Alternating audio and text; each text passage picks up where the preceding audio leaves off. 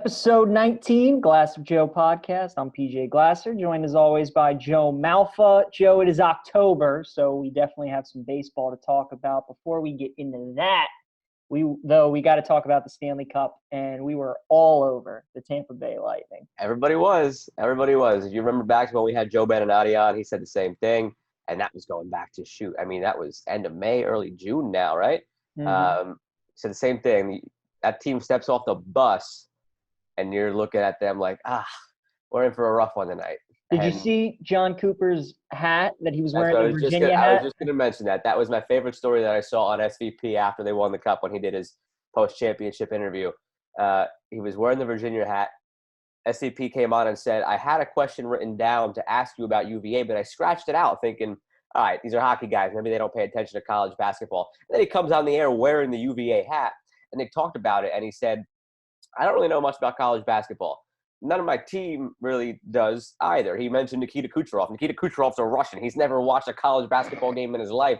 But he asked him the significance of the hat, and he told him, John Cooper, he said, this team is the first ever team to lose to a 16 seed as a 1 seed. It came back the following year, won the title.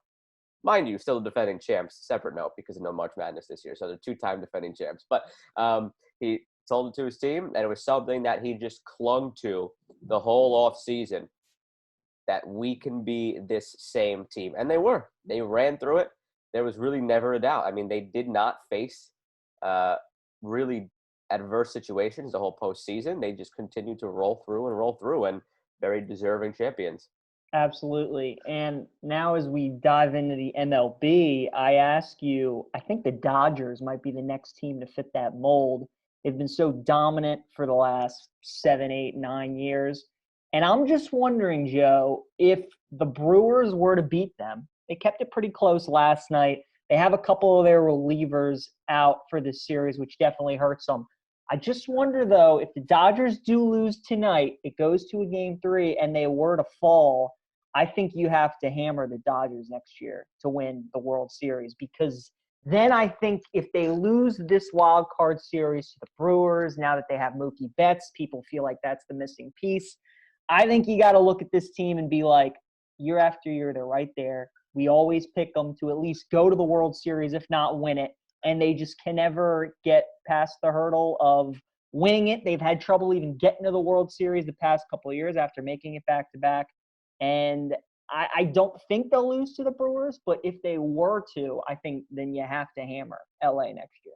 So, yeah, before we get to that, I mean, I don't think there's any way they lose to the Brewers. And honestly, I would say hammer LA even if they lose in the DS series, because if you're really thinking about it, this wild card series as a whole is a sham. It's not really the post. I mean, it's considering the top teams, like it's not really like a normal postseason yet. Think of it in the terms of a normal year. If the Dodgers lose in the LDS, that would be their normal first round exit, quote unquote. Right. So same logic, but if they lose in the LDS series, I don't think they'll lose to the Brewers. I mean, they've got just such an advantage over them. They squeaked it out last night, but there shouldn't be an issue of losing to the Brewers 2 games in a row. Bellinger bats 6th in that lineup. It's an absolutely loaded lineup. They've got Kershaw, Buehler, and May as their 3 guys. Yeah. Buehler's apparently being saved for Game 3 because he's not 100%. And if he doesn't pitch Game 3, he'll just pitch Game 1 of the LDS. So they're really set up well. The only weakness in their team is Kenley Jansen. And a quick note also, if the Dodgers lose tonight, they'll be facing elimination in Game 3. One of the more impressive things about the Lightning this year, they never even faced elimination. So what I was getting at before, they didn't really face too many adverse situations. The most adversity they faced was the Game 5 6 overtime game in Game 1 against the Blue Jackets, because who knows how that series could have gone mentally after being swept by the Blue Jackets, first time playing them in the postseason the following year, and you lose in 5 overtimes. Who knows how things could have gone after that. If you remember Virginia, when they played Gardner-Webb as they did. They were down at half. They were down like 14 or 15 in the first half, and then they cut it to at halftime, and then so that was the Lightning's. That was their moment. Exactly. Every step of the way, it was just about the same. Yeah, it was. No, that's true. They didn't face adversity, which is pretty incredible. And they lost Game 1 to the Bruins too. After the Bruins looked so good against the Hurricanes, and maybe people were at that point Tampa was plus money to win the series. They were like plus 300 to win the conference That never made final. any sense. Plus money to win the series against the Bruins. That was absolutely bonkers. I made some money on that, but it was absolutely bonkers to have that. But yeah, I mean, that 5 overtime game against Columbus. Once they won that, it was theirs from then on. Back to the MLB now. So the Dodgers, Joe, I mean, it almost looks so clear cut that they're getting to the World Series. And I worry that in baseball, the easier it looks, the harder it becomes. And you just try to pick a team in the NL, whether it's the Braves, who won yesterday, but again, they're having problems scoring today. The Cubs, who lost to the Marlins, they're having their game 2 postponed until tomorrow. A lot of people wanted to cling on to San Diego because they're this fun, young team with a great lineup, but they got tons of problem with their pitching. The Cardinals are definitely the veteran group. They're definitely the veteran group of the bunch, but you just don't know. Cincinnati, to me, could be the sleeper. They got to win today and tomorrow, but with their pitching and Castellanos and Votto in that lineup and Suarez, to me, they might be the sleeper team. But again, the Dodgers, you try to find a team that you think can beat them, and I just don't know if you can. The only team that I think can beat them is the Padres. If the Padres get past the Cardinals, like you said, they'll have to win 2 games in a row because Clevenger and Lamet were not on the roster for the wild card series, though they're believed to be healthy enough to be on the roster then for the LDS series. And in that case, now you're going with those 2 studs, games 1 and 2, and then Paddock in game 3, and it slots more appropriately. And all year they battled with the Dodgers in the division, gave them a little bit of a scare towards the end to win the division.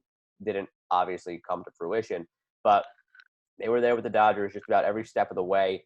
And I think that young, hungry team with really good hitting can give them the same fits that the Nationals gave the Dodgers last year, where their batting order is just a gauntlet. Granted, the Dodgers is as well, but they can go blow for the blow with them offensively.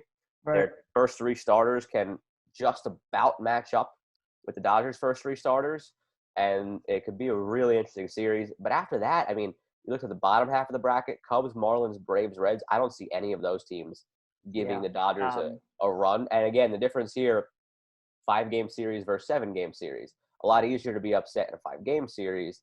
Like last year, if Nats Dodgers was a 7-game set, no way in my mind the Nats would have gotten to the 4-game mark in a 7-game set. Give the Dodgers a couple extra games. Get back to the mean, and the better team probably wins. But in a 5-game series, when again you only have to win 3 instead of 4, much easier to pull off the upset. So I would say the Padres in the 2nd round. Otherwise, nobody until the World Series can touch the Dodgers.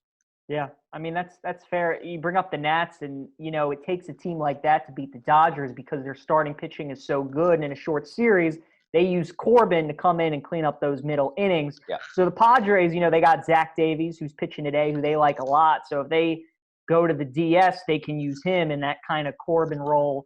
And then, Tatis is like their Soto, and Machado is their Rendon. Plenty of parallels there, and if it's not the Padres in the LDS, nobody's beating the Dodgers until the World Series. As far as the NL wild card goes, I mean the Reds and Braves are playing as we record this. That's a toss-up. Cubs Marlins postponed until tomorrow. The Marlins just continue. Once they get into the playoffs, the Marlins they're dangerous. They continue to roll. Cardinals Padres. I think the Padres will at least extend it to a game 3, and then we'll see. And then I think the Dodgers win it tonight. In the AL, it's all pretty much set already. We got Rays, Yankees, which is going to be fun considering their bench is clearing already this year. Yeah. Interesting note is they're staying in the same hotel in San Diego. So who knows if anything spills over from the field to the hotel. Yeah. And then the Astros against the winner of today's White Sox Athletics matchup. That was a pretty good series so far. It came down to the last at-bat yesterday. Jose Abreu down 2 runs, bases loaded, 2 outs. Saw a good first pitch to hit, swung first pitch, smoked a grounder to second base to end the game. So that'll be a fun game to watch. I think I like the White Sox today. I really do. The Oakland just it's the Billy Beane curse. It's like Minnesota. Yeah. They just, and the White Sox, they were really not in contention in that game at all yesterday, and they just found a way in the 8th and 9th inning to keep it close. And like you said, they had a chance to win. So it'll be interesting to see if Giolito's available at all today because the Athletics could not touch him in game one. So if he's able to give them a couple innings, possibly you get some other good innings from your starters. That lineup you got to think is going to give you at least 3 or 4 runs. So I think the White Sox get the job done today.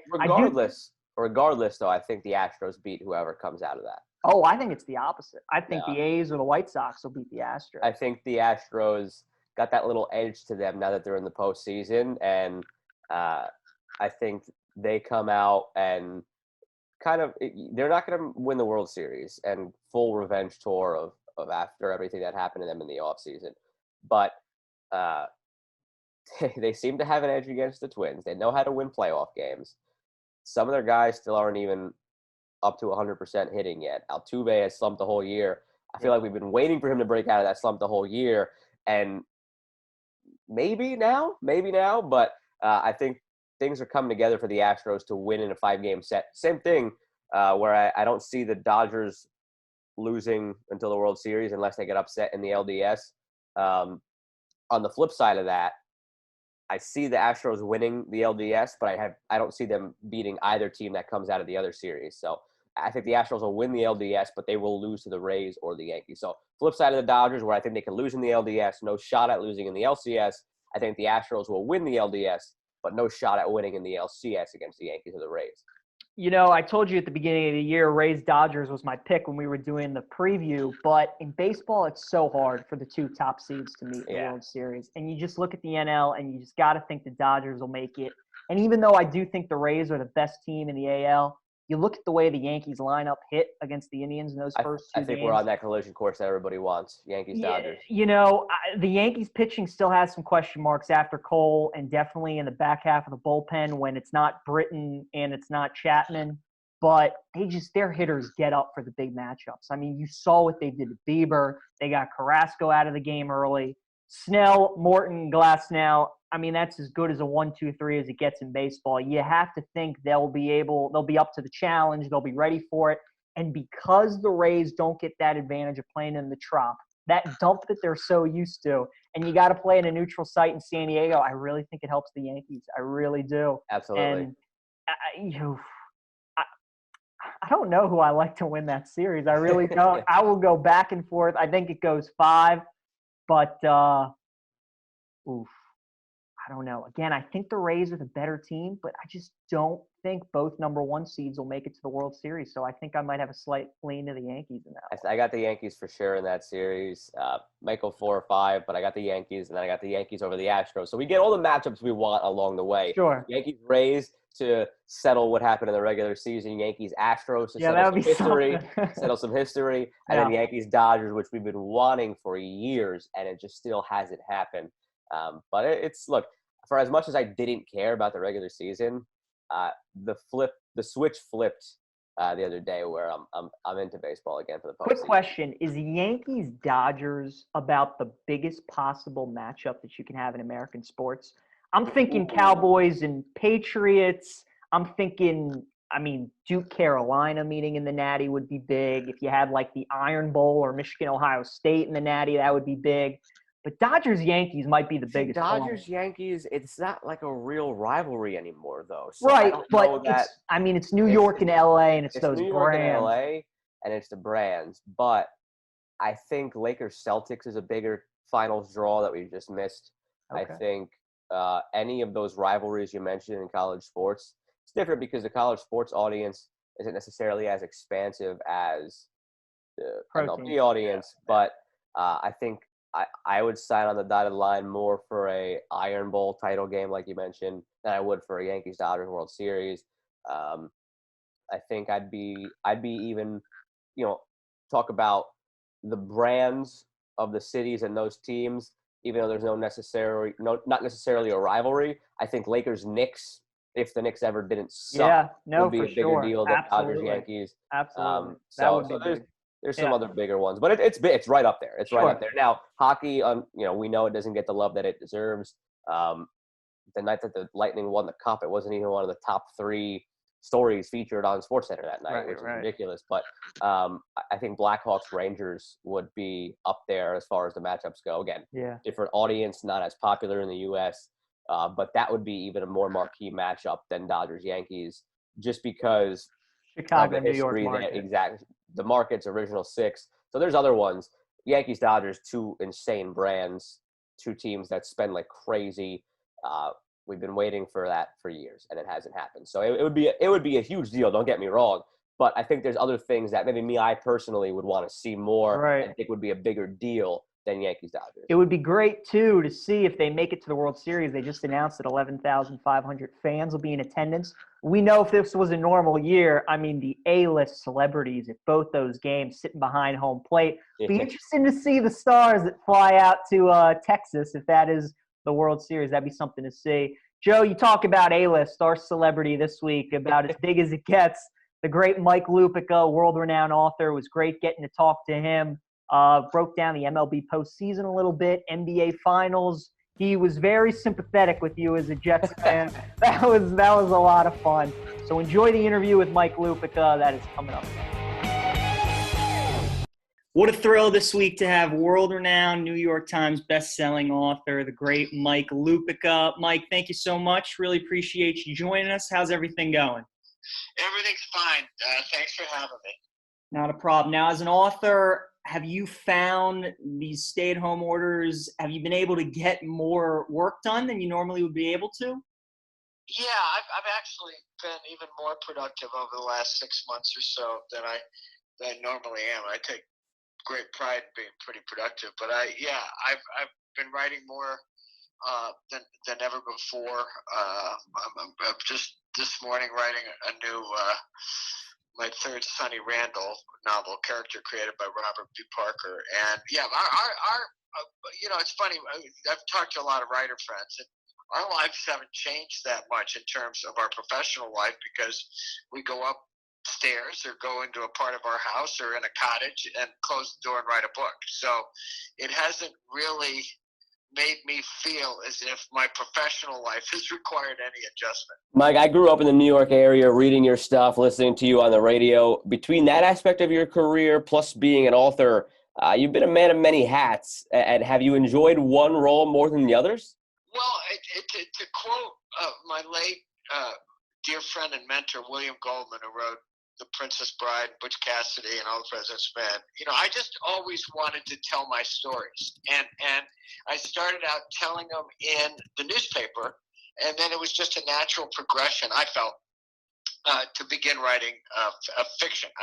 Jimmy Breslin, one of my heroes, had done it. Pete Hamill, one of my heroes, had done it. My only plan was to get to New York and write a column and then get the chance to write books. Column writing is a great training ground for fiction. You got to have a beginning, a middle, and an end. You have different characters every day. You have different dialogue that you use every day.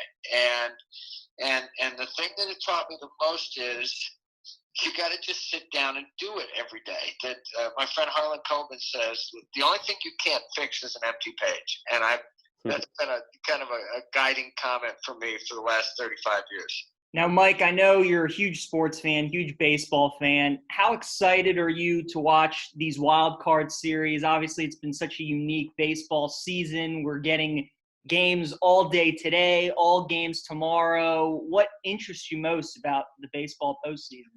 Well, I actually just wrote a column very early this morning for MLB about Garrett Cole. Now, he was hired to win this game tonight. I mean, he was hired to pitch well for a long time and help the Yankees win the World Series, but he was hired to win Game 1, and he's going up against Shane Bieber. So I'm fascinated by that. I love this. This to me feels like the first weekend of the NCAA basketball tournament when we still have a NCAA basketball tournament. I mean, it's not one and done, but it feels a little bit like that, where you can dig a huge hole for yourself by losing Game 1 in a best of 3 series, whether you're the Yankees or the Dodgers or the Tampa Bay Rays.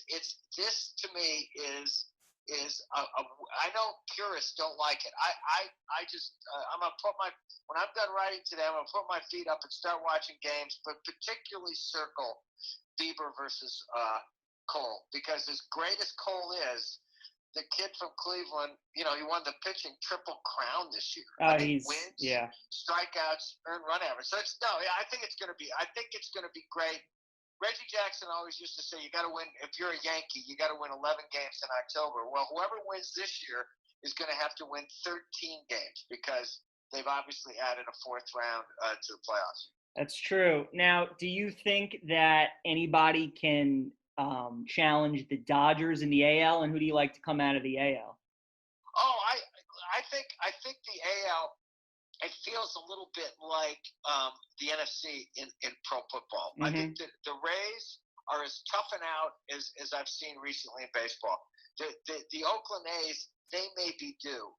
The Indians have a spectacular pitching staff. The Yankees, everybody thought they were a favorite to go to the World Series. They pretty much got all of their players right now. The only guy that they're really missing is James Paxton. So they have no excuses. And could the Twins get hot? Absolutely. I think it's more wide open. The Dodgers are the team to beat, but again, they're like everybody else. They don't want Kershaw to lose. I assume it's going to be Kershaw to lose game one. And then over to the NBA real quick. Do you think the Heat have any chance of taking down the Lakers? Oh, I've been using this analogy for a couple of weeks now. And would I bet on the Heat? No. I would pick the Lakers. I think LeBron and AD are going to win. However, there are great similarities, at least for me, between this Heat team and another unlikely NBA champion, and that was the 2004 Detroit Pistons. Coached by Larry Brown. They had really good players, Billups and Rip Hamilton and Ben Wallace and Rasheed Wallace. Okay, and they were a solid team with no superstars going up against Phil Jackson and Kobe and those Lakers. I think that was the team that Karl Malone and Gary Payton were on as well. And that team playing together without any superstars on it beat the Lakers in 5 games. I'm not saying that that's going to happen, but I've been telling Mitch and Bob for a couple of weeks. Would I be shocked if the Miami Heat win the championship? No. I'm picking the Lakers. I'm picking them in 5 games.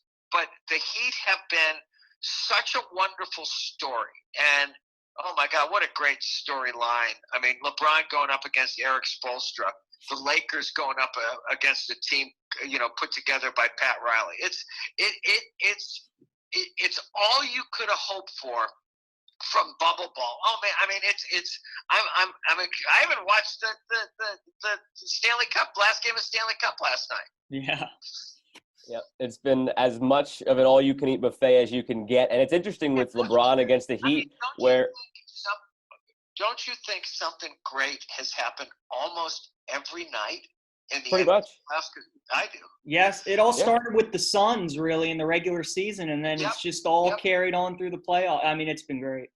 And I like the storyline how pretty much for all he did for the Heat in those couple years, LeBron really never gets talked about as far as being part of the Heat family, and now he gets to kind of go up against them in the finals. And I don't necessarily know if sticking to them is the right word, but there's been a lot of different things from the Heat, celebrating different things from their past, and LeBron has almost seemed to get forgotten. Maybe that'll change once he's done playing, but for now, he's got a chance to win another ring against them. Now, Mike, last question for you before PJ takes us into the quick rapid-fire segment that we do with all of our guests. I'm a Jets fan, and it has not been a fun year to say the least, and it hasn't been good for Giants fans either. So sad. You seem like such a nice young man. Wait a minute. Hold on a second. No. I think I can help you. Therapy session with Mike Lupica right now. Yeah, you relax. We'll get to the lightning round in just a second. Okay. Now, the Jets thing. Okay, now I grew up in upstate New York. Okay, so I have a reason. The Giants, that would back in when I was a kid, all you got was the Giants game on Sunday. Okay, I know it sounds like prehistoric times, but so I understand that. And now as an adult, I've not switched allegiances, but I've become a Packers fan just because I love Aaron Rodgers so much. Okay, but how did your Jets fandom begin? Was it a family thing? It's a family thing. My dad's a diehard fan. I grew up in Bergen County, New Jersey, so in and around it my whole life. And I mean, there's no way out now. I mean, it's just No, it's just going to be. here's the thing. You're screwed. He is. No. You're screwed because I looked at a picture with Manish Mehta's column in the Daily News today, and there are three people in that picture. One is Adam Gase, the outgoing coach. The other guy is Joe Douglas, the general manager, and the other guy is Christopher Johnson, who's not really the owner because his dippy brother is the ambassador to the court of St. James in London. And I'm thinking, if those are the guys who are going to save you, you're going to drown. Okay, if you're in the water, and even if they have a life preserver to throw you, they will throw it incomplete and probably in the wrong direction. Oh, you poor thing. Oh my God. I'll take Joe Douglas. I'll take Joe Douglas, but we could throw those other two guys overboard. Don't be sure about him either. You got to show me what he's done too. Hey, he's had 12 months and he helped build the Eagles Super Bowl team, so I'll hang my hat on that for now. But he's got to start proving it. He's got to start proving it. God bless you for being such an optimistic, glass half full guy. Good for you. On the flip side with the Giants, their situation is not a ton better. Is there more of a path to better days for them? No, they hired the wrong general manager. The coach seems like a nice young man, but they just because he interviewed well, they made him sound like the new Vince Lombardi. Here's the thing about football. I actually wrote about this the other day. If you are wrong about a quarterback, and especially a quarterback you take high up in the first round of the draft, you have set your program back years. And the only self-correct I've seen lately is the Arizona Cardinals decided they made a mistake, which they had with Josh Rosen, and they backed that idea, and now they've got Kyler Murray. I think Darnold has progress. I'm not ready to give up on Darnold. I think that Daniel Jones has promise. But no fan of either of those teams can tell me that they're sure that they have the right guy to the point where they wouldn't think hard if they had a chance to get Trevor Lawrence next year. Absolutely. So you're in the mindset that if the Jets or Giants have the number 1 overall pick, then you would absolutely take a look at taking Trevor number 1. Well, I'd let the season play out, okay? Right. But what I'm seeing is I don't think, Parcells always used to talk about how you see him in one of those yellow jackets someday. I got to see a lot more. Daniel Jones has had more good moments than Sam Darnold, okay? And he seems like a nice kid. But any Giant or Jet fans who tells me they're sure about their quarterback, they're just blowing smoke at us. Right. All right, well, Mike, as Joe mentioned, we know you're pressed for time, so last thing we do with all our guests, we call it the Swift 7 rapid-fire questions for you, anything go type questions. Question number 1 for you, what if you had to choose, what would you say is your favorite book that you've written? My favorite book that I've written, the one that changed my life, was Travel Team. And it got me into the world of writing for young adult readers and middle graders. And that book, which is sold over, I think, 1 million copies, something crazy, it changed my life. Number 2, who was your favorite author growing up?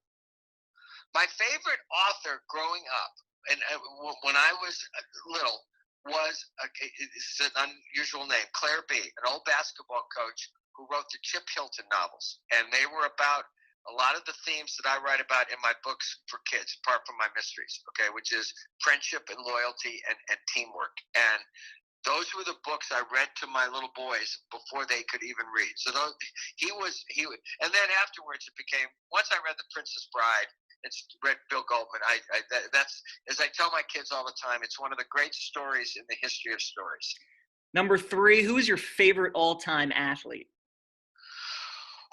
Boy, okay. I have a couple. Okay, one is Arthur Ashe, who was to paraphrase a line of the great Jimmy Cannon. Arthur was a credit to his race, the human race. But I'll tell you who I loved, and I have an affinity for because he was on the Knicks team when I first moved to New York and started covering basketball, and that's Earl the Pearl Monroe. Michael was the main event. Michael and LeBron are the main event, okay? Sure. And if I had to pick one right now, I'd say LeBron. But, yeah, that's an eclectic list. But those are my guys. Number 4, what is the sporting event that you haven't been to that you would like to see one day? Oh, I have not gone to a Premier League soccer game. Okay. I've been in London a lot. I've been a lot of Wimbledons. I've taken my kids to Wimbledons.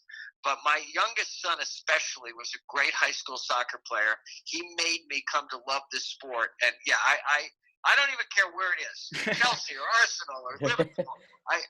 But it's on my bucket list for sure. Nice. Make it Liverpool. That's my team, so that's your best bet. Number 5, coolest celebrity you've gotten to meet, whether it's an athlete or not.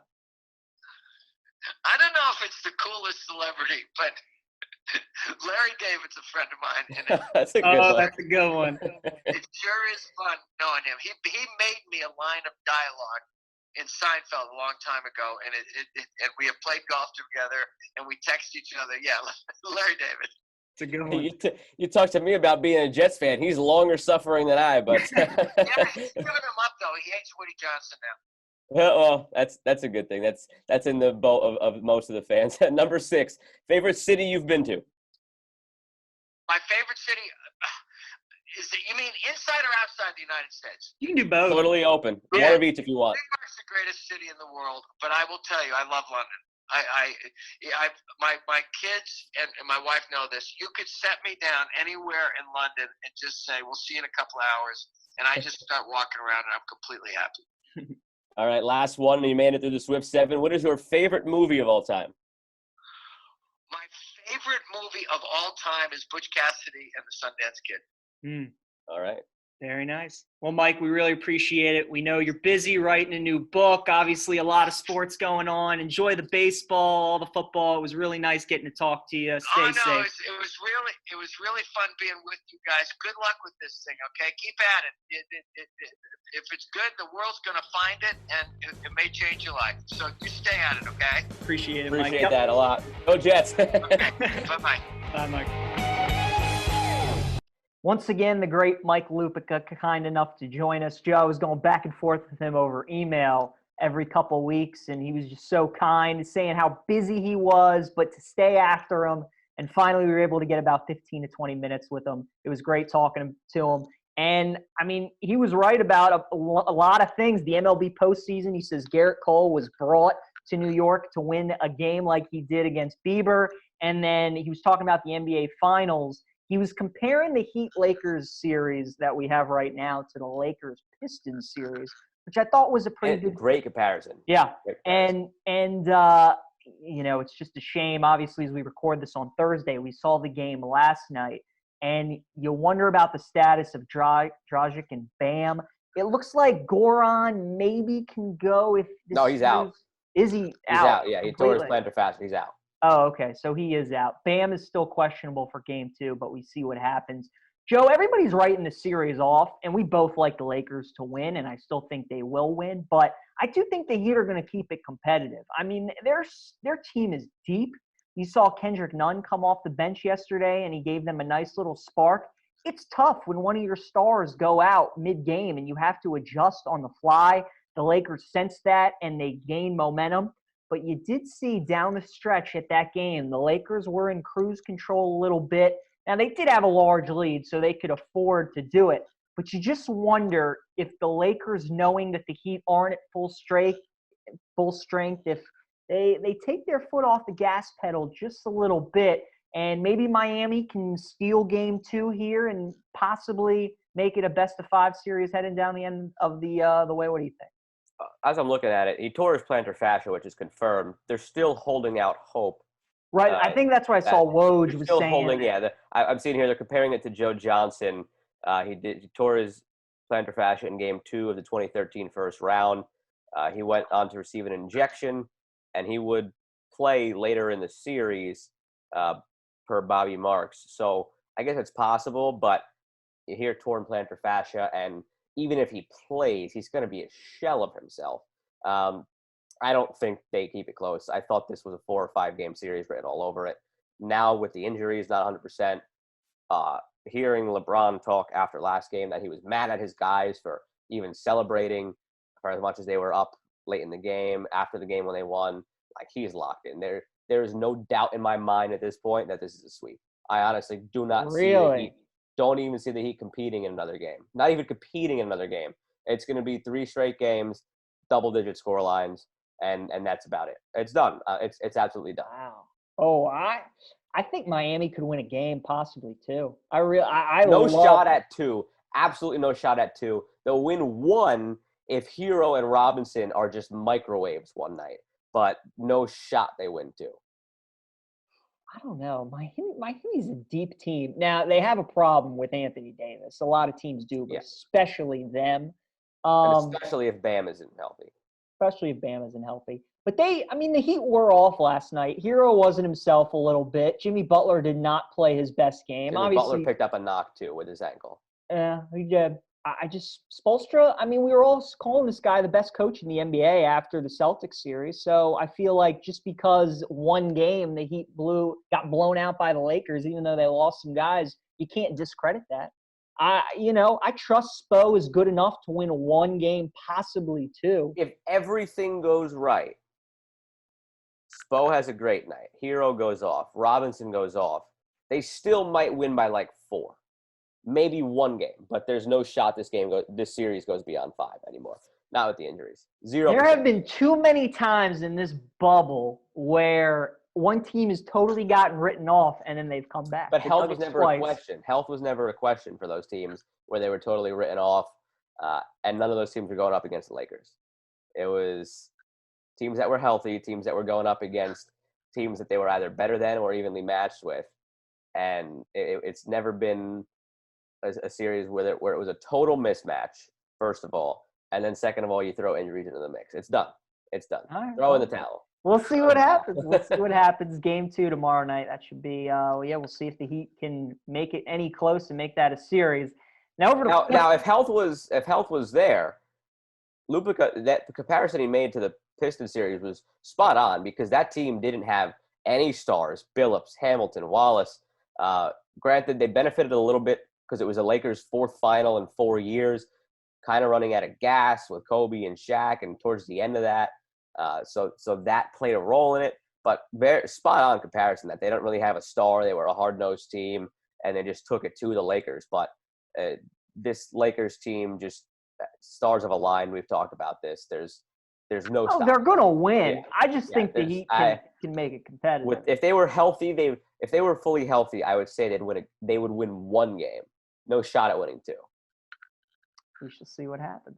All right, college football talk now, Joe. Mississippi State has to be the story from week 1. Oklahoma, they lost an embarrassing game to Kansas State. No way around that. But the Big 12 stinks. Big 12's terrible. Let's call it what it is. Yeah. Texas is the only team left that hasn't lost a game, other than Baylor, but they just beat Kansas in their first game. So Texas is really the last shot maybe for the Big 12 to get into the playoff. We'll see what happens with Oklahoma. They're going to have to at least run the table to give themselves a shot.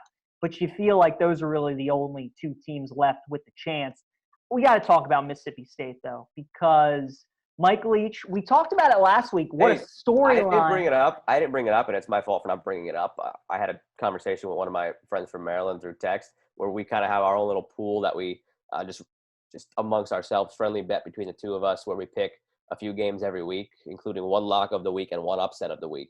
I was texting him all week. I was between Syracuse and Syracuse. Did I say? Yeah, Syracuse and Mississippi State as my outright upset of the week. And he thought I was nuts for even considering Mississippi State.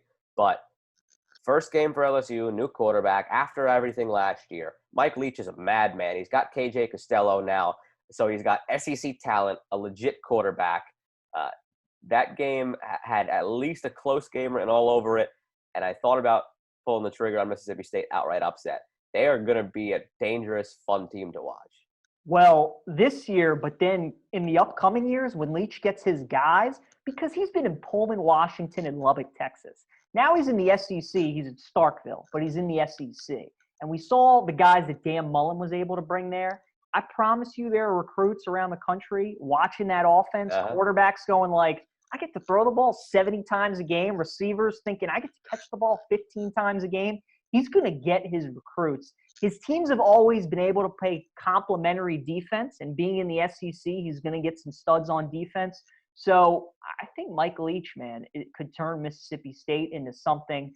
LSU, that was the worst possible matchup they could have gotten, and especially once Stingley went down. I mean, week one, that because you're watching tape from him at other schools, and until you truly see it in person, I just don't think you can truly account for all the moving parts that Leach has in his offense.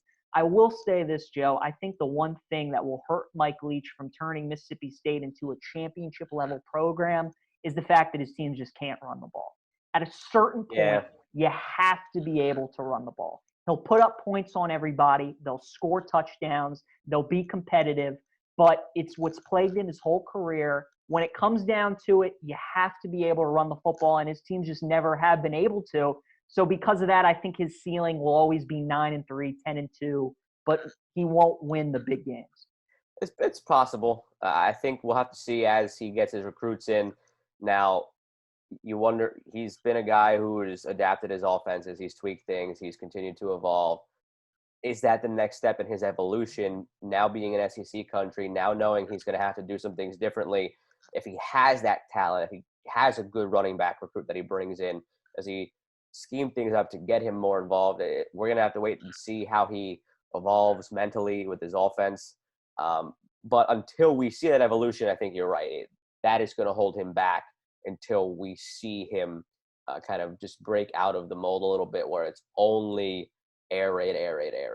Yep. And, you know, in the SEC, even we saw with LSU last year, as incredible as their passing game was, they could go to Clyde whenever they want and still pick up rushing yards. Now, we look ahead to this week in college football, and we got some good matchups. SEC especially, Auburn, Georgia is the marquee game of the week. We got Bama, Texas A&M. Oklahoma, Iowa State is a sneaky good game out of the Big 12. Going over the schedule here, those are really the big three that stick out. Auburn, Georgia. Georgia looked horrendous last week, especially in the first half against Arkansas. They warmed down in the second half, looked better, but that first half was nothing special. They're saying JT Daniels is going to play this week for Georgia, which should help. It's a reason why they're favored by 6.5 at home. Joe, you said you and your buddy have an upset pick every week. Is Auburn in the mix for an upset special? Auburn is not in the mix for my upset special this week, but I'm looking forward to that game. I think especially, like you mentioned, if JT Daniels is there, it changes a lot of things. Ole Miss is possibly my upset special. I like the way they looked for the first half against Florida. Lane Kiffin kind of starting to, after 1 week, fix some things, get into the next week. They have some dangerous weapons on offense. The defense held for a while, and then just things kind of started to snowball from there. So that's another sneaky good game in Ole Miss, Kentucky, and I think Ole Miss could pull off the upset. But other than that, I mean, there was really no upset that stuck out to me this week. And there are, like you said, a lot of really good games. Another one, even in the ACC, like I'm not saying Virginia comes even close, but I'm excited to watch Clemson, Virginia, just because we might actually see Trevor Lawrence for 4 quarters for the first time this year. I'm playing the Citadel. I think Virginia can at least keep it close enough so we see 4 quarters of Trevor Lawrence. So I got my eye on Clemson, Virginia, just for that. And with a 28-point spread, at least that'll be in the question probably until late in that game. But no shot, obviously. I want to make that clear of Virginia winning it. I'm just looking at that game to finally watch Trevor Lawrence play 4 quarters. Trey Lance also playing his only game of the season this week in North Dakota State. So I'm looking forward to keeping an eye on that game as well. How many scouts are going to have their eyes glued? All of them. All of them. It's true. All of them will have their eyes glued. Yeah, man. Auburn, Georgia, I don't know. 6.5 almost seems too big because of how they looked against Arkansas. But then again, it almost seems right. I feel like, again, we talked about in the NFL, the overreactions to week 1. And Georgia started to get their feet under them in that second half. Auburn played a good game against Kentucky. They got some nice breaks in there. But Kirby Smart has had Auburn's numbers since he's been head coach there. They got Bama coming up in a couple weeks. So they know they can't lose this game, because if they lose to Auburn and then lose to Bama, they likely are out of the playoffs. So I think they take care of business against Auburn at home. And it was officially reported that Bam and Dragic are both doubtful for game 2. So if they're going to win one game for you, it's not going to be game 2. You have to look to 3 and 4. So you're already running out of options. Come on, Miami. Let's go. All right, NFL talk now, Joe. And you got to start with the Titans Steelers, because that is the biggest story of the week. 31 other teams are watching very closely at the Tennessee situation. The game's postponed. Yes. Fortunately, scheduling-wise, of all the possibilities, this one doesn't really hurt the NFL because it's a very easy fix. Week 7, the Titans have a bye week. The Ravens and Steelers are playing. Week 8, the Ravens and Steelers both have a bye. So what they're going to almost certainly do is just push Ravens Steelers from week 7 to week 8. Correct. Steelers will play the Titans in week 7. So it's a very easy fix scheduling-wise.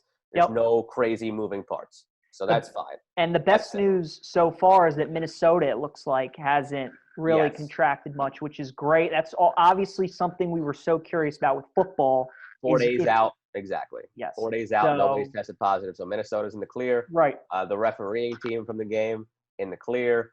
So everything's good in that aspect. But we saw it in baseball early in the year with the Marlins, then with the Cardinals.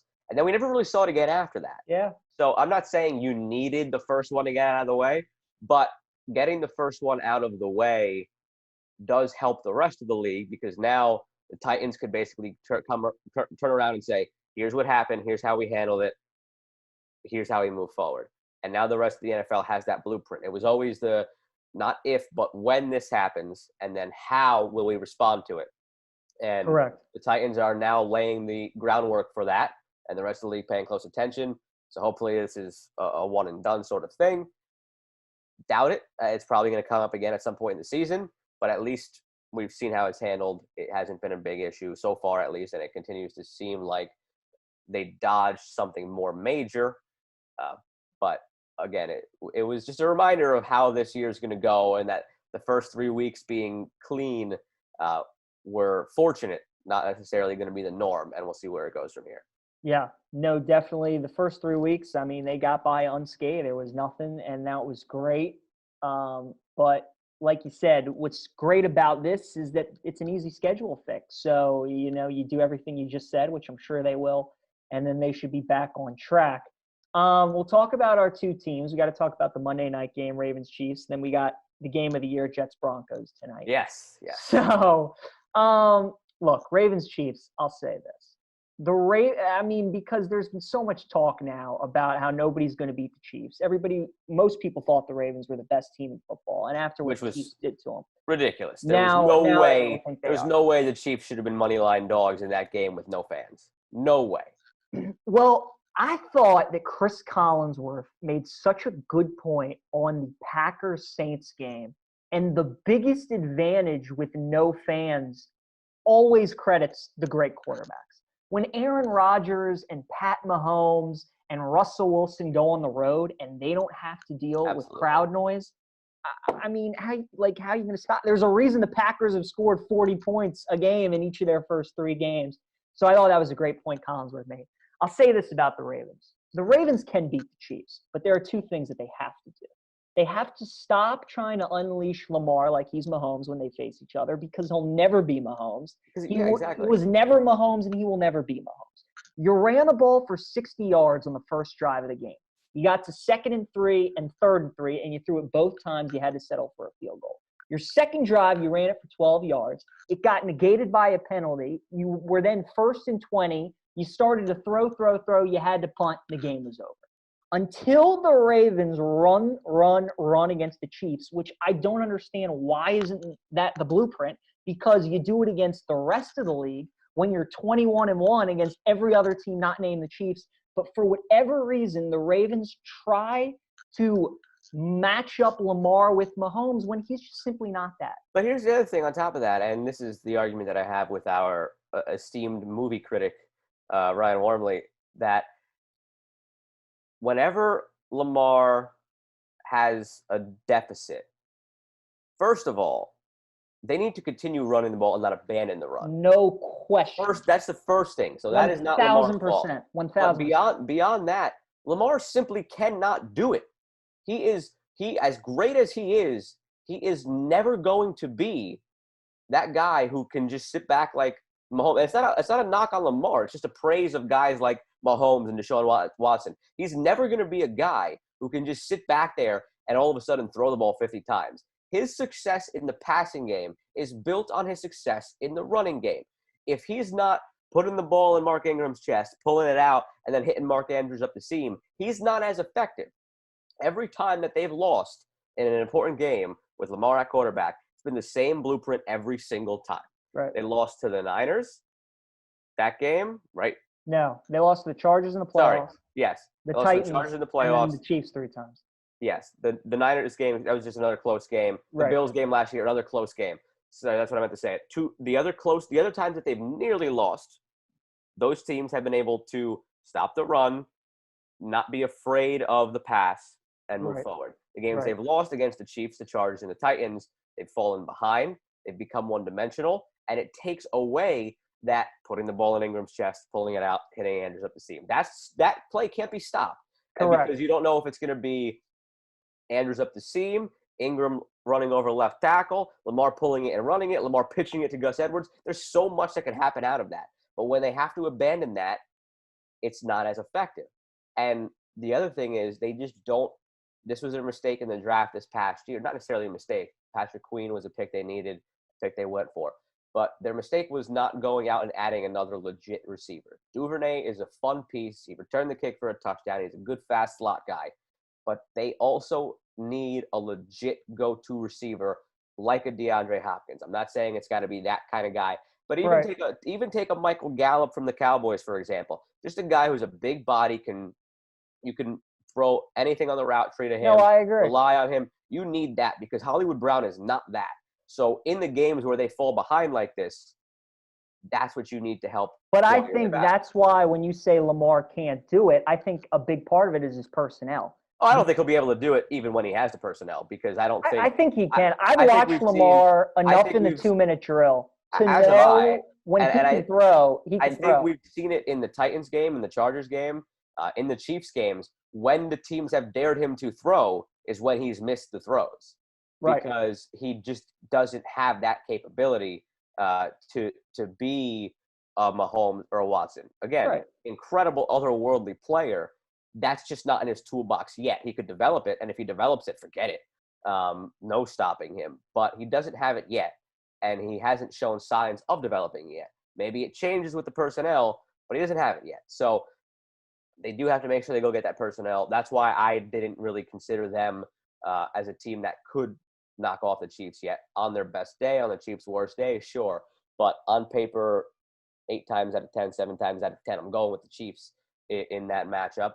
I'm going probably with some of the teams out in the NFC over the Ravens just because when it's come time for the big games, it's not there. As great as the stats are in efficiency, in terms of the numbers themselves, you kind of have to separate what he's done and what that offense has done in games against the Bengals and the Dolphins and regular season games that haven't meant anything, the Browns. Yeah, but he's beat the best teams in the league. He just hasn't beaten the Chiefs. He just hasn't beaten the Chiefs. He hasn't really beaten the best teams in the league. He's won at Seattle. He beat New England. He beat San Francisco. He beat Buffalo. He beat the Rams on Monday night. Killed the Rams. The Rams last year. He's beaten the Texans twice. The Rams last year. You're not naming anything that's changed in my mind. The Rams last year were a shell of themselves.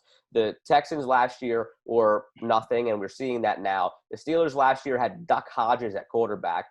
So none of that is impressive. The Seahawks win, impressive. The Niners-Bills games, those were a couple bounces either way. Game could have gone either way. And then they lost to the Chargers. They've lost to the Chiefs. They lost to the Titans. When it counts, they haven't been able to do it. We never saw it. We never saw it. But if they would have played the Patriots again, I think that the regular season game would have been kind of erased from memory because Might have been. after the fact, you know how Bill Belichick is. Sure. After the fact, a lot of people the next day, Monday morning quarterbacking, were going through it and saying and showing Bill's defense looked nothing like a Patriots defense, not in the way they played, but in the schemes that were run. And everybody started kind of raising the question, all right, does Bill have a package to throw at Lamar that he was ready to throw away this regular season game and save it for a possible playoff matchup? I think we'll never know, but that could have been a possibility. So it goes back. I'm not impressed with the way he's looked against the good teams. He barely squeaked by the Niners. He barely squeaked by the Bills. The Seahawks game, all right. The Rams game, those games that you mentioned don't impress me. Those teams weren't good last year. Those teams were league average last year. We're talking 2019, not 2020. If he did that against the 2020 Rams, if he did that against the 2020 Steelers, not the 2020 Texans. The 2020 Texans are also as bad as the 2019 Texans. But he did it this year, different story. When he does it against the Steelers this year, different story. But those aren't impressive feats last year. And that's where I think people, especially you and Worm being Ravens fans, lose the argument. I lose sight of the argument, excuse me. It's not an indictment of Lamar. It's an indictment of the offense and the fact that as great as they are stat padding against teams that aren't really going to ever see them when it counts. And when they've come up totally against disagree with you on so when many they've things. come up against the good teams, they haven't done it. Joe, they're 21-1 against every team not named the Chiefs. 21-1. Doesn't matter.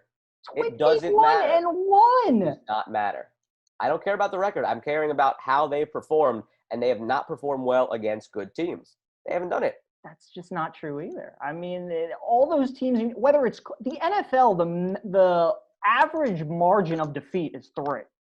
I don't care whether they beat the Niners, but they beat the Niners by 6. I didn't want to have to do this, but I'm going to do it.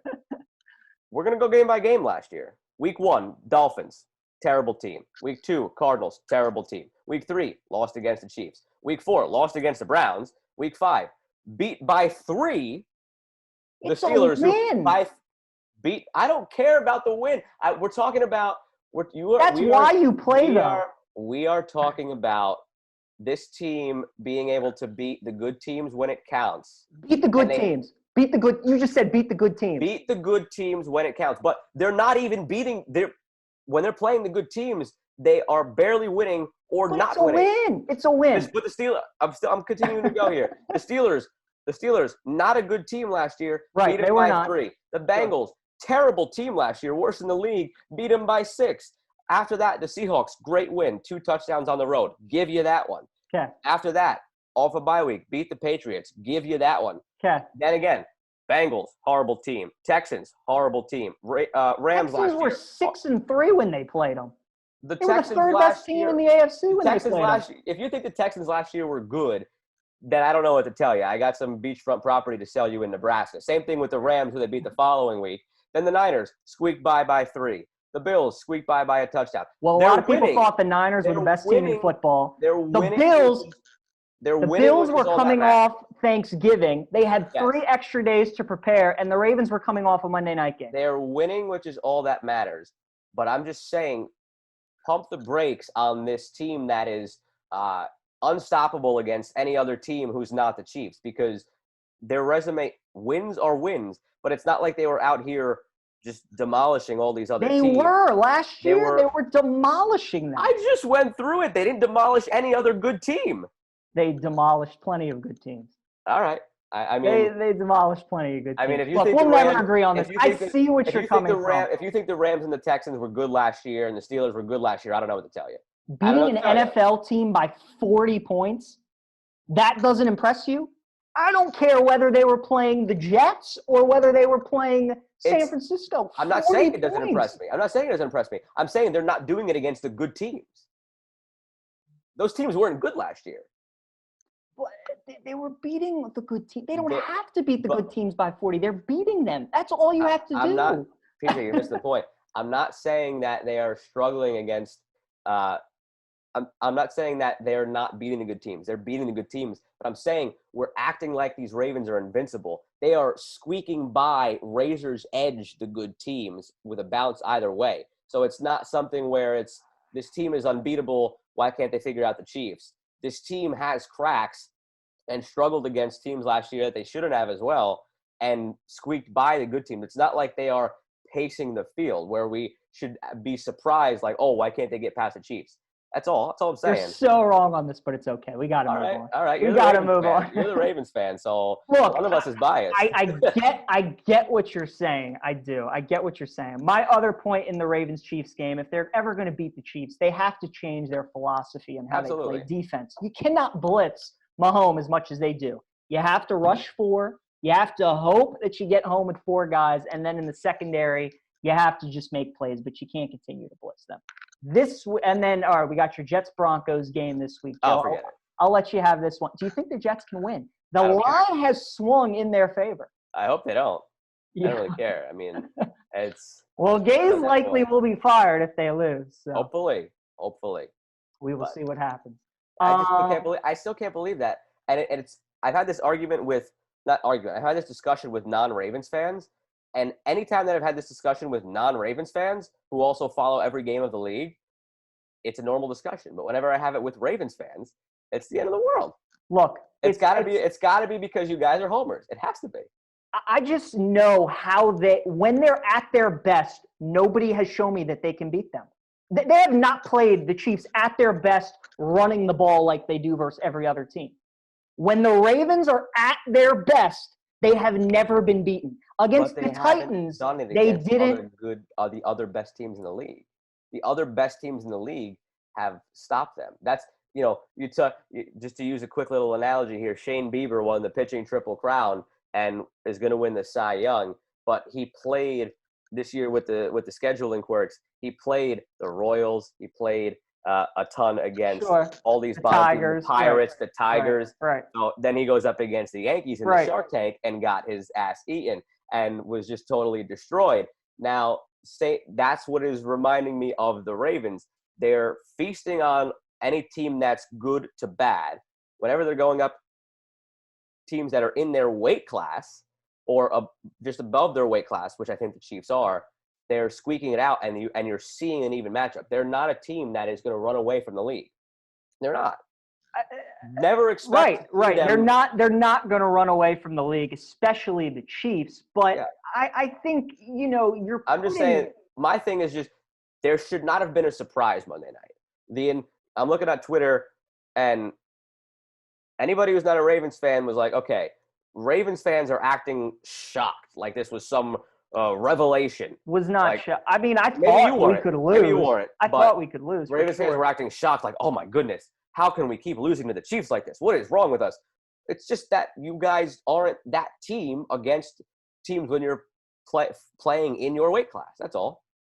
And what I'm saying is until the Ravens play their style of game, when they're running the ball, if they play like they did on that first drive of the game and the Chiefs still beat them like they did, that's the thing. They can't do that against the top teams because they're not going to be able to get a they just don't do it. It's not that they can't. They just stop doing it. I told you in the Titans game, if that pass doesn't go off of Mark Andrews' hands and Tennessee picks it off, they go down, score, touchdown. They're playing their brand of ball the rest of the game, and they don't lose because they have the lead. And it's just and to that point, it's just a very dangerous style to play. You're essentially saying, like it was for the Titans last year, unless you get a lead, they have no shot. And that's what separates them. They're 21-1. That's what separates them from the other. And that's fine. They're not the Chiefs. Russell Wilson for the Seahawks, even Dak Prescott.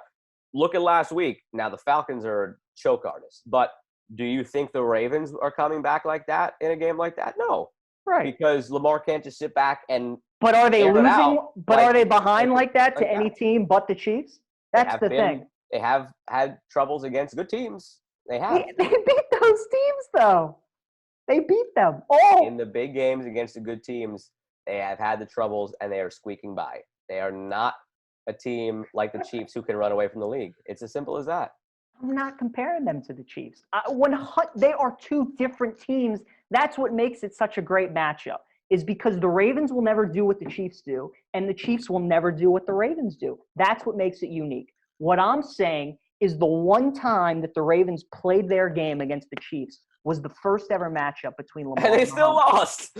And it took a miracle fourth down pass from Mahomes. They still beat them, but according to your logic of, they just scraped by them, well, they just squeaked by them at home, and it took a fourth down miracle. And that was when Lamar wasn't established yet as a much better passer than what he was. They just have to make sure they get out into a lead in any important game they play. And even if they do, the good teams can and will come back on them.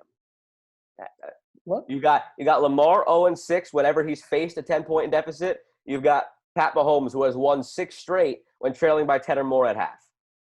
And that's what's going to separate the Ravens from a team like the Chiefs. That's fine. Well, we will see what happens the rest of the year. I love my team. I think losing on Monday night was the best thing that could have happened for them. Good spin zone. I think they'll bounce back accordingly. That was really like the first real Stephen A. Smith, Max Kellerman debate that we've had. That was good stuff. All right, Joe, we got best bets and trivia now. All right, I'm gonna let you go first for all 5 years and just pick the opposite. I'm 2-13, Joe. I was 1-4 this week, so I can't talk. But you were 0-5, so even in a 1-4 week, I've still beat you. Joe, I don't think you realize I could not go 2-13 even if I wanted to try. If you're betting against the spread and you have a 50-50 shot, you could not try and go 2-0. You can't do it. It's impressive at this point. I would say it's honestly hard and impressive. It is impressive. All right, so best bets of the week. It's best bets for Joe. It's PJ's. I'm 8-7. I'm still on the good side here. You're still on the good side. Okay, Joe. I'm giving out my 5 picks, so just do the opposite. Pick number 5 is Bills versus Raiders this week. I got the Bills -3. The best stat. One of the best stats in betting is that the team coming off of playing New England, once Belichick gives you the blueprint on how to stop them, teams are 60% against the spread against that team the next game. Darren Waller had 2 catches for 9 yards. We know Belichick always loves to take away your best option. He does it better than anybody. That's why he's the GOAT. But I do think the Bills have such a good coaching staff. They will see what New England did, maybe put Tre'Davious White on Waller. Nonetheless, I think they take him away.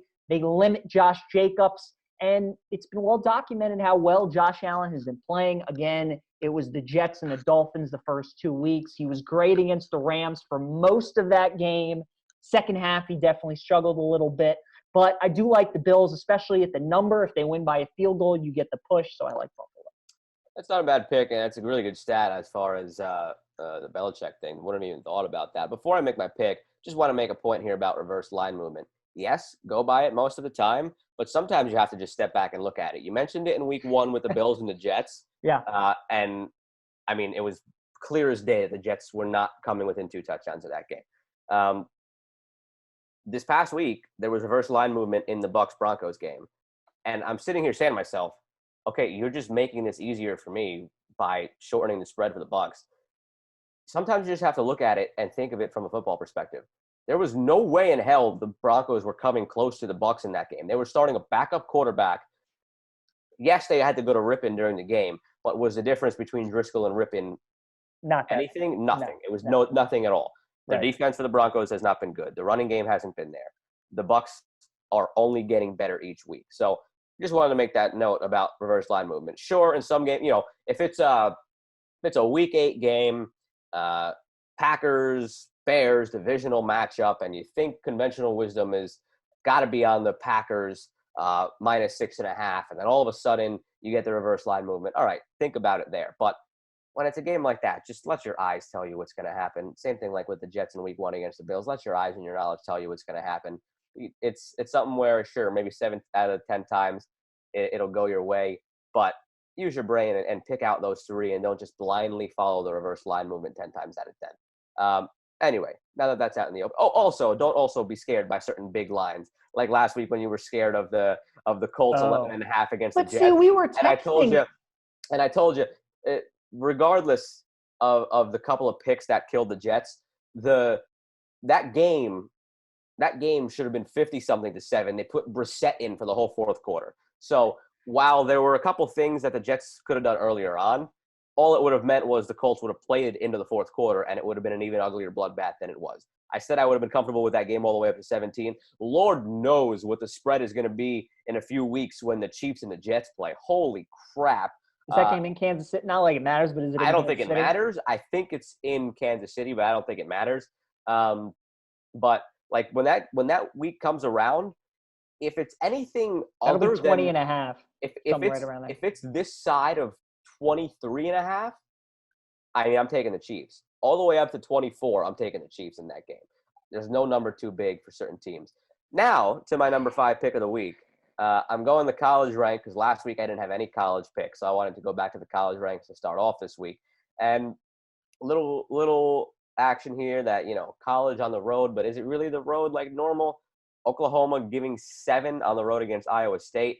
I think if they want any chance of salvaging this and going on a run and cracking the college football playoff after that loss this past week, Oklahoma has to start with coming out and just demolishing Iowa State on the road and getting on track. And I think they do that. I think they win this game by 2-3 touchdowns, so I'll take Oklahoma -7.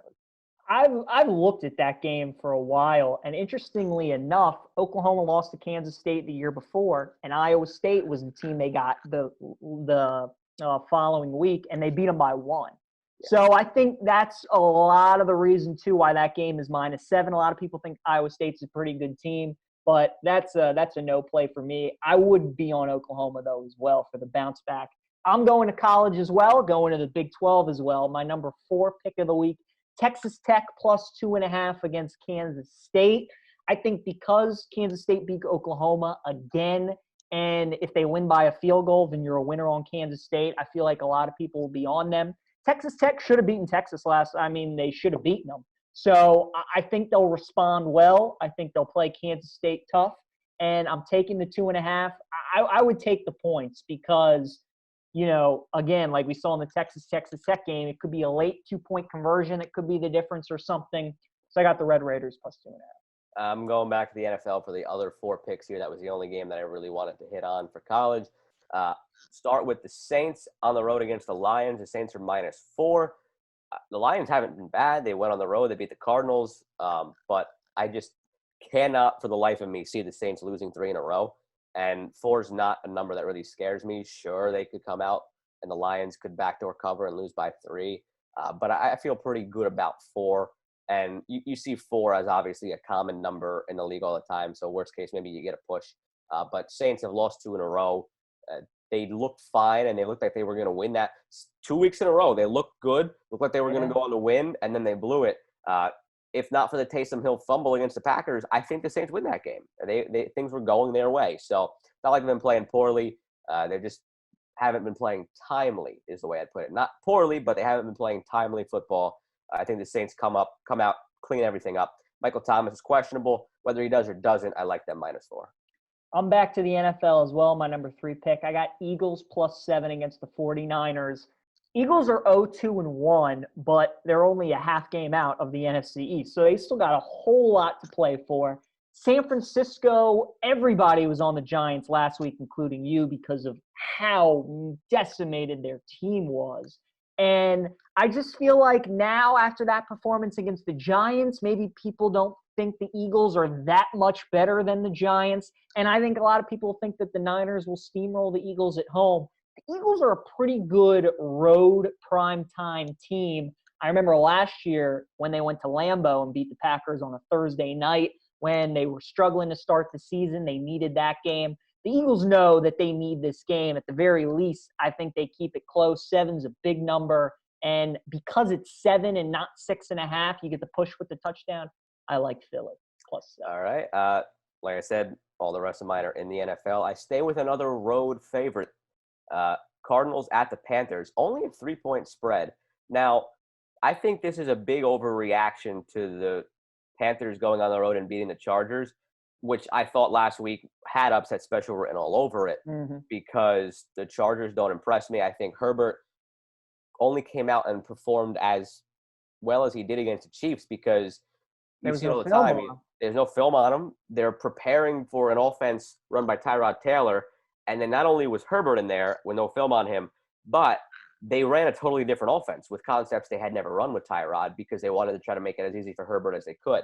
Now with a week of tape and being able to prepare for Herbert, you saw more of what he was in that matchup against the Panthers. And his numbers, he again ended up over 300 yards, but on 50 attempts, turned the ball over a few times. So it didn't really impress me too much with the Panthers. And still, they barely hung on. And if that hook and ladder, if the pitch was executed on it, it was set up perfectly. Eckler would have had a walk-in touchdown, and the Panthers still would have lost that game. The Cardinals looked really good the first couple of weeks. They looked fine against the Lions. Same thing like the Saints. It wasn't poor football. It wasn't timely football, though. And I think they go on the road, no fans. The Panthers' defense is still a sieve, and the Cardinals' offense is still really good. 3 points doesn't scare me. Cardinals -3 on the road against the Panthers. I like Cardinals too, and especially coming off a home loss. Always like betting teams coming off a home loss for the bounce back. Well, look, I normally don't like. Oh, start again. We were frozen for a second. Yeah. Okay. Are we back now, you think? Yeah, we're back. It says we're still recording. Okay, cool. Now, my number 2, I normally don't like betting my team, but this week is just a tough spot to pass it up. Again, coming off a home primetime loss. Everybody's talking about how overrated the Ravens are. We just got into a big disagreement about them against teams, but we both agree that they do handle their business. They kill the bad teams. They kill the bad teams. And Washington's out Chase Young. They're out Matt Ioannidis. So the strength of their team is now gone. And their offense is not pretty outside of Terry McLaurin. They won't be able to run the ball against the Ravens front. This has 38-7 written all over it. Lamar's going to play pissed off. They're going to run the ball. They're going to kill Washington. -13, Ravens, number 2. All right, number 2 for me. I'm sticking with close spreads with the favorites. Cowboys -4.5 at home against the Browns. Now, Dallas, one of the few places where you do have some still home field advantage, 25,000 fans. So that's something to keep in mind. The Browns, I think this line is an overreaction to, again, like the Panthers to the last couple of weeks. They came out, they beat the Bengals, kind of a close game. They came out the following week. They beat up late on the Redskins, close for much of the early portions of that game. Yeah. Really a Jekyll and Hyde team, this Browns team, going on the road against the Cowboys, a team that is 1-2, and obviously not the desperation like you talked about last week. You love week 3 because 0-2 teams are going to come out and not that desperate. They're not 0-2. They're 1-2. But the perception around them is they should be 0-3. 1-2, but should be 0-3. No doubt. On the flip side of that, 1-2 could easily be 0-3. All the games have been 3-0. Exactly. All the games have been close, and Yeah. they could very easily be 3-0. I think they're going to really flex their muscles in this game. The Browns defense, I think, is going to come out and struggle a bit here. They gave up too much for my liking against Washington, and they gave up too much for my liking against Joe Burrow. This Cowboys offense has been electric, and I think the Cowboys could win this game by double digits. So I like the Cowboys -4.5. Well, the Browns are my upset special of the week, so now you even have to feel better about Even your better. Even better about your Cow- I'm gonna go However put much more money on the you were Cowboys. going to have on them, put more Double it. on the Cowboys. So Double there it. you go. My number 1 play of the week, I'm going to college, Joe. I'm going LSU. Lay the big number, -21 against Vandy. Week 1, you talked about how it was so much of a good spot to bet against them because of just the new quarterback. Stingley was out. All the hype surrounding them, and would Ed Orgeron turn them into another juggernaut? And Mike Leach in Mississippi State comes in there, take care of business. I think LSU bounces back in a huge way this week. Vandy almost beat Texas A&M. They were 30-point dogs, and they lost by 5. I think a lot of people will look at that and be like, oh, maybe Vandy isn't as horrible as we thought they were. But I love LSU this week. I think they're going to kill Vanderbilt. Texas A&M isn't an offense capable of blowing teams out. That's why that 30 was a was an auspicious number, but LSU minus 21, I like the Tigers in that spot. All right, PJ, I've done it once already. Yeah, once. I've done it once already in best bets where I've gone with a parlay. Yeah. And I'm going to do it again. Yeah. I'm going to do it again. I love it's already one of your picks, the Ravens minus 13. I love the Rams minus 13 as well at home against the Giants. The Giants at home just got demolished by I liked how they put it on ESPN radio. I forget if it was Keyshawn Johnson or Jay Will on their new show with Zubin Mehenti in the mornings. One of them called them they were playing the 39ers this week because they had so many people out. It wasn't the 49ers. 39ers. But, and they still got demolished at home. Funny. And now they got to go West Coast against a Rams team that has looked really good. Like, we're talking back to Super Bowl Rams from a couple of years ago. Should have won that game against the Bills last week after being down 28-3. Terrible call by the refs on the pass interference. Robbed them. I think coming off of a loss at home against a terrible Giants team, they win that game by 2 touchdowns. And again, having it at 13 instead of 13 in the hook, 13 is also a score that you see. So push a possibility. And the Ravens, not as likely as a possibility of a push at 13 as other numbers, but something to keep in the back of your mind.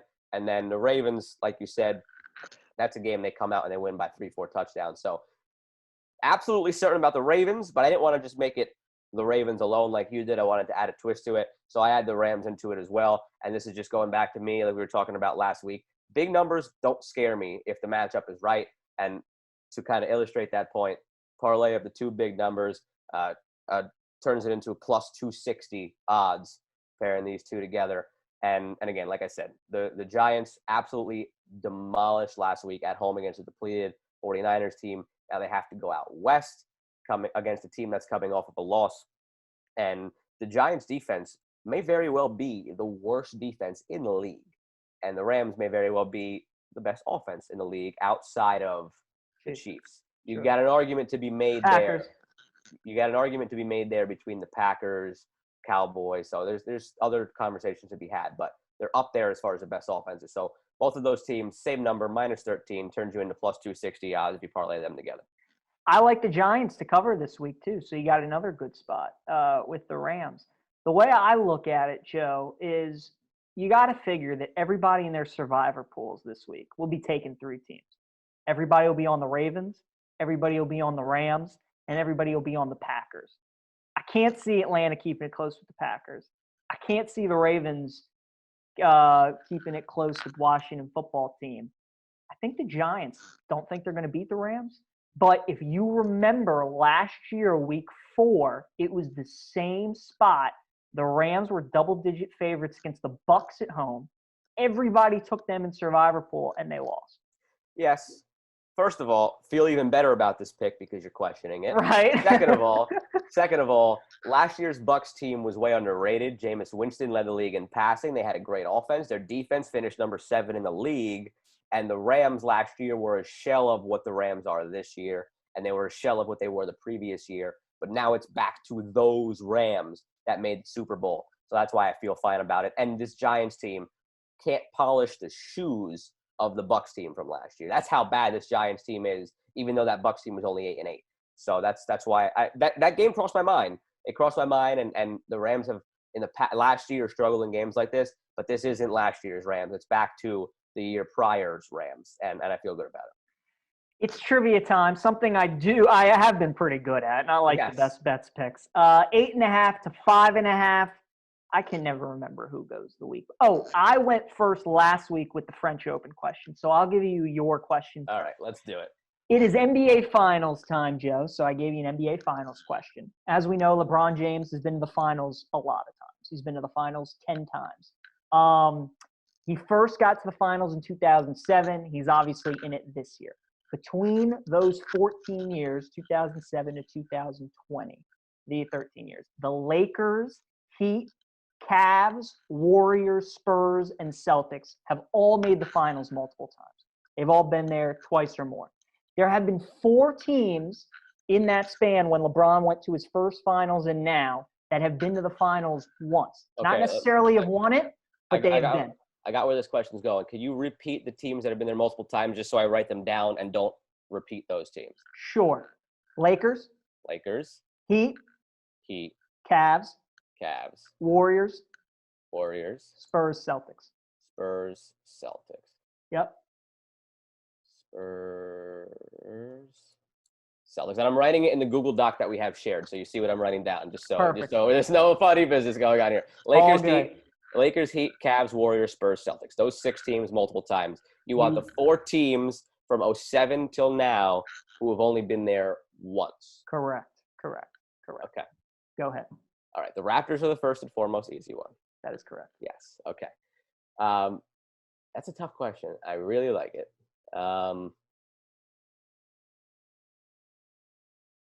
The